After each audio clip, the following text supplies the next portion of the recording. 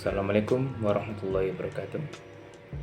Saya Bintang Koister Jatun, mahasiswa isi Padang Panjang Prodi Desain Komunikasi Visual.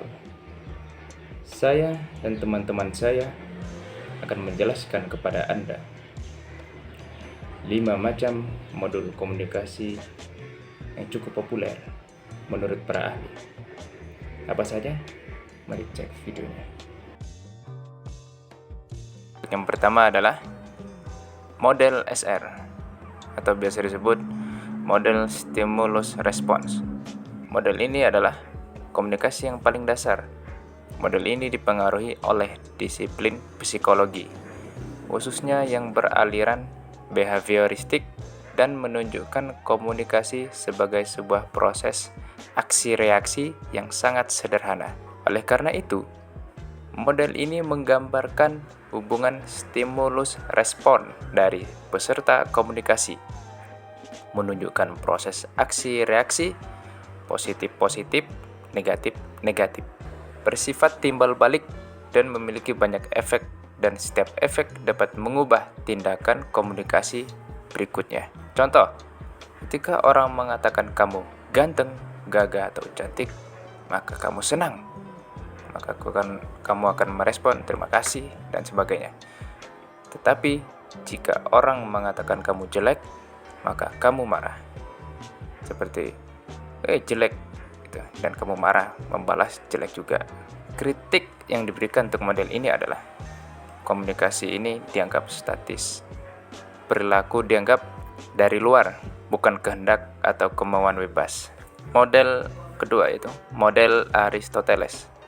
Model Aristoteles adalah model komunikasi paling klasik yang sering juga disebut model retoris yang terdiri dari pembicara, pesan, dan pendengar. Model ini lebih menekankan pada komunikasi persuasi efektif dengan isi pidato, susunannya, dan cara penyampaiannya. Model ini juga menekankan komunikator sebagai sentral. Agar komunikasi berjalan efektif, komunikator harus memiliki etos, yaitu keterpercayaan, logos, logika atau pendapat, dan patos, emosi hayalat. Contoh model ini adalah khutbah ataupun pidato.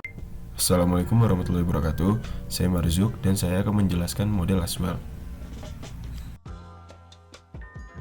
Model komunikasi Laswell berupa ungkapan verbal, yakni who say what, in which channel, to whom, dan with what effect. Model Laswell sering diterapkan dalam komunikasi massa. Laswell menggambarkan proses komunikasi dan fungsinya dalam masyarakat menurutnya ada 3, yaitu yang pertama pengawasan, yang kedua itu ada korelasi, dan yang ketiga itu ada transmisi warisan sosial. Model Laswell adalah salah satu model komunikasi yang paling populer. Model ini mampu menggambarkan unsur-unsur komunikasi yang harus ada dalam komunikasi massa yang dapat dirincikan sebagai berikut. 1. Who atau komunikator. Kedua, say what atau pesan. Yang ketiga, in which channel atau saluran. Yang keempat, to whom atau komunikasikan. Dan yang kelima, with what effect atau efek media. Dari model Laswell ini dikenal beberapa studi yang selama ini dikenal di bidang ilmu komunikasi, yang diantaranya adalah sebagai berikut. 1. Who study gatekeeping dalam mengendalikan pesan. Yang kedua yaitu ada say what, studi isi dan desain pesan seperti berita, iklan, film, animasi, dan lain-lain. Yang ketiga, to whom, studi khalayak, misalnya sikap pemilih dalam pemilu. Yang keempat, in which channel, studi media seperti TV, surat kabar, media sosial, dan lain-lain. Dan yang kelima, with what effect, yakni studi efek, misalnya seperti studi difusi dan kredibilitas komunikator.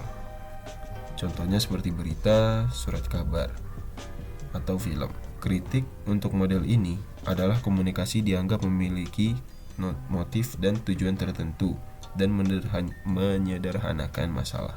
Halo, aku Dea Adelade Putri akan membahas tentang model Shannon dan Weaver. Model ini membahas tentang masalah mengirim pesan berdasarkan tingkat kecermatannya. Model ini mengandalkan sebuah sumber daya informasi yang mengirimnya dengan suatu saluran kepada penerimanya yang kemudian membuat ulang pesan tersebut. Dengan kata lain, model ini mengasumsi bahwa sumber daya informasi menciptakan pesan dari seperangkat pesan yang tersedia. Pemancar mengubah pesan menjadi sinyal yang sesuai dengan saluran yang dipakai. Sasaran adalah orang yang menjadi tujuan pesan itu. Saluran adalah media yang mengirim tanda dari pemancar kepada penerima. Saluran adalah media yang mengirim tanda dari pemancar kepada penerima. Di dalam percakapan, sumber informasi adalah otak. Pemancar adalah suara yang menciptakan tanda yang dipancarkan oleh udara. Penerima adalah mekanisme pendengaran yang kemudian merekonstruksi pesan dari tanda itu. Tujuannya adalah otak si penerima. Dan konsep penting dalam model ini adalah gangguan. Model ini menganggap bahwa komunikasi adalah fenomena statis atau satu arah. Dan juga model ini terkesan terlalu rumit. Meskipun model ini sangat terkenal dalam penelitian komunikasi selama bertahun-tahun, tulisan-tulisan Shannon dan Weaver sulit dipahami. Kenalkan, saya Anissa Nasution. Saya akan menjelaskan model komunikasi yang kelima, yaitu model Schramm. Model Schramm ini dikenalkan oleh Wilbur Schramm di tahun 1954. Model ini menggambarkan proses komunikasi yang terjadi secara dua arah, baik dari pengirim pesan dan penerima pesan, yang dapat berganti peran dalam mengirim dan menerima pesan. Wilbur Schramm membuat serangkaian model komunikasi, dimulai dengan model komunikasi manusia yang sederhana, lalu model yang lebih rumit yang memperhitungkan pengalaman dua individu yang mencoba berkomunikasi, hingga ke model komunikasi yang dianggap interaksi dua individu. Model yang pertama mirip dengan model Shannon dan Weaver. Dalam model yang kedua, Schramm memperkenalkan gagasan bahwa kesamaan dalam bidang pengalaman sumber dan sasaranlah yang sebenarnya dikomunikasikan. Karena bagian sinyal itulah yang dianut oleh sumber dan sasaran. Model ketiga, Schramm menganggap komunikasi sebagai interaksi dengan kedua pihak yang menafsirkan, menyandi balik, mentransmisikan, dan menerima sinyal. Di sini kita melihat umpan balik dan lingkaran yang berkelanjutan untuk berbagi informasi. Sumber dapat menyandi pesan dan tujuan dapat menyandi balik pesan, tergantung dari pengalaman mereka masing-masing. Jika kedua lingkaran itu mempunyai daerah yang sama, maka komunikasi menjadi mudah. Makin besar daerahnya akan berpengaruh pada daerah pengalaman yang dimiliki oleh keduanya. Menurut Schramm, setiap orang di dalam proses komunikasi sangat jelas menjadi encoder dan decoder. Kita secara konstan menyandi ulang tanda dari lingkungan kita, menafsirkan tanda itu dan menjadi sesuatu sebagai hasilnya.